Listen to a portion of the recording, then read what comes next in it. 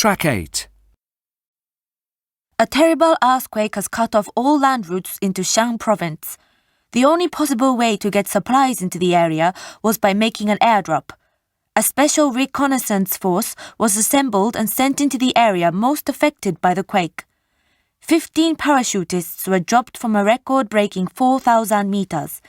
To add to the difficulty, they were forced to land without any help from ground crew, and there were not any specific landmarks.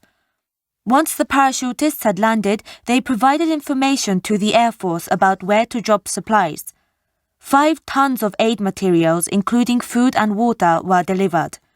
The supplies were dropped by an EU-76 aircraft from 5,800 meters. This is quite an unusual operation for this type of aircraft. Normally, the airdrops take place at about 600 meters above sea level. But even though the terrain was so difficult and the weather conditions so poor, the Air Force were able to complete their mission. Colonel Wang, the leader of the reconnaissance group, explained the difficulties the reconnaissance group had to deal with. Of course, it was a very difficult and dangerous situation, but we had a job to do. We had to make sure that all the food was dropped in the right places and not scattered around the countryside.